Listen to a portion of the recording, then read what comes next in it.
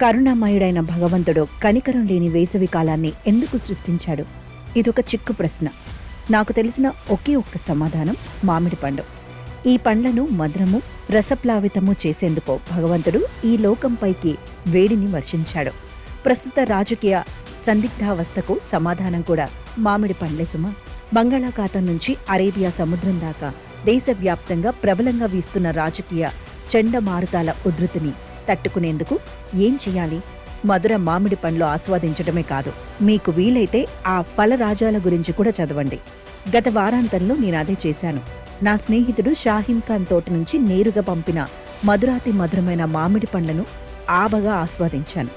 నా మరో స్నేహితుడు సోపాన్ జోషి అద్భుత రచన Mangifera indica a biography of mango విశేష ఆసక్తితో చదివాను.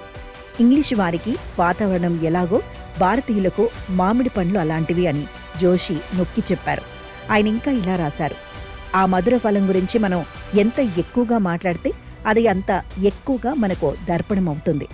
జనులు మామిడి పండు గురించి మాట్లాడినప్పుడు అంతిమంగా తమ వ్యక్తిగత మూలాలను, అభిరుచులను, ప్రాంతీయ వారసత్వాన్ని వెల్లడిస్తారు. మన మామిడి పండ్లు మనలను నిర్వచిస్తాయి. సరే, మామిడి పండ్ల విషయంలో నా పక్షపాతాల గురించి కూడా మనసు విప్పుతాను. నేను పుట్టిన హర్యానా ప్రాంతము, నేను పెరిగిన రాజస్థాన్ ప్రాంతము మామిడి పండ్లకు ప్రసిద్ధమైనవి కావు. కనుక మామిళ్లలో ఉత్తమమైనవి ఏవి అనే విషయమై చర్చలో నన్ను నేను తటస్థ తీర్పరిగా భావించుకుంటున్నాను. ఆల్ఫెన్సో మామిడి పండు రుచిలో పరిపూర్ణమైనది కానప్పటికీ అధిక ధర పొందుతున్నదని నేను విశ్వసిస్తున్నాను. ఆ ప్రకారం చూస్తే అఖిల భారత ఆల్ఫెన్సో వ్యతిరేక సంఘానికి నేను జీవితకాల అధ్యక్షుడిని. రెండో సభ్యుడి చేరిక కోసం ఇంకా నిరీక్షిస్తున్నాను. సపైదా మామిడి పండు వీధి చివర ఉండే పండ్ల రసాల దుకాణాల్లో వినియోగం కోసం పుట్టిందని నా అభిప్రాయం. దసరే మామిడి పండు లతా మంగేష్కర్ మధుర గానంలా సుమధురమైనది. ఆ గానము, ఈ రసాలము మనకు సంపూర్ణ సంతృప్తినిస్తాయి. లంగ్డా రుచి గీతాదత్ గానం వలె శ్రేష్టమైనది, ఉల్లాసాన్నిచ్చేది. సందేహం లేదు. చౌసాకు సాటి వచ్చే మామిడి పండు మరేదీ లేదు. చౌసా మాధుర్యాన్ని వర్ణించేందుకు ఎటువంటి ఉపమ అవసరం లేదు. ఆ పేరే దివ్యమైనది.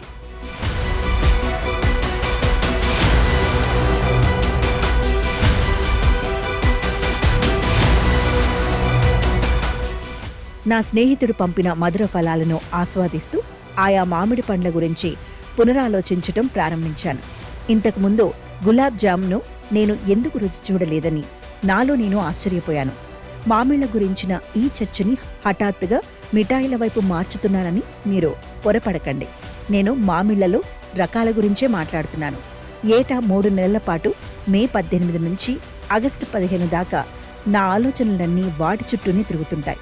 నిర్దిష్ట తేదీలను ఎందుకు చెప్పానని మీరు తెలుసుకోవాలనుకుంటున్నారా? మా మొదటి బిడ్డ తల్లి గర్భంలో ఉన్నప్పుడు డాక్టర్ సూచన మేరకు జెస్టేషనల్ డయాబెటిస్ కారణంగా మామిడి పండ్లను తినటం నిలిపివేశాము. కఠినమైన ఆహార నియమం అది. ప్రసవం తర్వాత ఆ ఆహార నియమాల నుంచి విముక్తి లభించింది. ఆ ఆనందాన్ని మామిడి పండ్ల విందుతో వేడుక చేసుకున్నాం. ఆ వేడుక ఆచారం క్రమంగా ఏటా జరిగే సంప్రదాయంగా పరిణమించింది. సరే, మళ్లీ గులాబ్ జామున్ విషయానికి వస్తాను. అది ఒక చిన్న ఆకుపచ్చని వర్ణంలో ఉండే మామిడి పండు. లంగ్డా అని పొరపడేందుకు అవకాశమూ ఉంది. రుచి రూపంలో దానికంటే మిన్నైనది, సందేహం లేదు. దానిపై మీరు చాకును ఉపయోగించిన అవసరం లేదు. తోలు తీసేసి నోట్లో పెట్టుకుని జుర్రుకోవచ్చు. 5 శతాబ్దాల క్రితం మొఘల్ సామ్రాజ్య స్థాపకుడు బాబర్ తన ఆత్మకథలో గులాబ్ జామున్ ఆస్వాదించడం గురించి అలానే రాశాడు. ఢిల్లీకి సమీపంలోనే గులాబ్ జామున్ మామిళ్లను ఇచ్చే మామిడి తోటలున్నాయి. షాజహాన్ చక్రవర్తికి విశ్వసనీయుడైన అధికారి ఒకరు మీరట్కు సమీపంలో స్థిరపడిన షాజహాన్పూర్ మొదలైన 16 గ్రామాల్లో ఈ మామిడి పండ్లు లభిస్తాయి. ఢిల్లీకి సమీపంలో ఉన్నప్పటికీ అవి ఢిల్లీలోని మామిడి పండ్ల విపణిలో లభించవు. గులాబ్ జామున్ రైతులు కుటుంబ వినియోగం కోసమే వాటిని పెంచుతారని షాహీన్ ఖాన్ చెప్పాడు. రటౌలనే మరో మధుర మామిడి కూడా ఢిల్లీ సమీప గ్రామాల్లో పెరుగుతుంది. అయితే ఢిల్లీ దుకాణాలలో అది లభ్యం కాదు.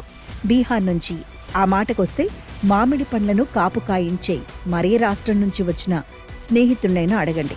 బైజు అనే మామిడి పండు గురించి తమ బాల్య స్మృతులను ఏకరువు పెడతారు. ఇప్పుడు ఆ ఫలం తమకు ఎక్కడా లభ్యం కావడం లేదని కూడా చెప్తారు.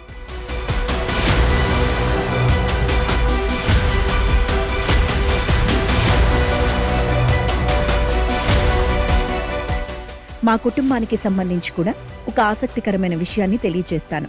మా అమ్మగారు తన బాల్యాన్ని అలహాబాద్లో మామిడి పళ్ల మధ్యనే గడిపారు. వివాహానంతరం మా నాన్నతో కలిసి ఆమె మళ్లీ అలహాబాద్కు వెళ్ళినప్పుడు బంధువులు తరిగిన మామిడి పళ్ల ముక్కలను ఒక ప్లేట్లో పెట్టి ఇచ్చారట. మా అమ్మకు ఒక్కసారిగా ఆనందం, ఆశ్చర్యం కలిగాయి. కానీ ఆ ముక్కలను ఎలా తినాలో ఆమెకు తెలియలేదు. దీన్ని బట్టి మామిడి పండ్లతో మన సంబంధంలో ఎటువంటి మార్పులు సంభవించాయో విశదమవుతుంది. మామిడి పండ్ల గాథలో చాలా మార్పులు సంభవించాయి. రసాల కంటే ముక్కలుగా కోసుకొని తినే కాయలకు ప్రాధాన్యం పెరిగింది. అలాగే చాలా కాలం నిల్వ ఉండే కాయలకు ప్రాధాన్యం పెరిగింది. రుచి కంటే రూపం ఎక్కువైపోయింది. రైతుల కంటే వ్యాపారుల మాటకే మన్నన లభించటం ఆరంభమైంది. ఆధునిక మార్కెట్లో ఉత్పత్తిని, వినియోగదారులను ఎలా మార్చివేశాయన్న దానికి మామిడి పండ్ల గాథే సరైన తార్కాణం. జోషి తన పుస్తక రచనకు లోతైన, విస్తృత పరిశోధన చేశారు. దేశవ్యాప్తంగా మామిడి తోటల సాగుదారులు, మామిడి పండ్ల విక్రయదారులు, ఆ మధుర ఫలాలను ఆస్వాదించేవారు వెల్లడించిన ఆసక్తికరమైన విషయాలతో మామిడి గాథను జోషి అందంగా, హృదయంగా రాశారు. ఆయన కేవలం లక్నో, బెనారస్, కొంకణికే కాకుండా దేశవ్యాప్తంగా పర్యటించారు. అన్ని ప్రాంతాల మామిడి పండ్ల రుచిని తెలుసుకున్నారు. అన్ని ప్రాంతాల మామిడి పండ్ల సంస్కృతిని తెలుసుకున్నారు. ఈ అనుభవాలు అన్నీ ఆయన పుస్తకంలో ప్రస్ఫుటమయ్యాయి. మీరు ఆయనతో పాటు ఆయా ప్రాంతాలతో మమేకమవుతారు. జోషి ప్రయాణాలన్నీ ఫలప్రదమైనవి కావు. నాకు ప్రియాతి ప్రియమైన చౌసా మామిడి మూలాలు ఏమిటో స్పష్టం కాలేదు. అయితే జోషి ప్రతి ప్రయాణము ఒక ఆసక్తికరమైన విశేషాన్ని వెల్లడించింది. ప్రాచీన, ఆధునిక చరిత్ర నుంచి మామిడి పంటకు సంబంధించిన విశేషాలను వివరించారు.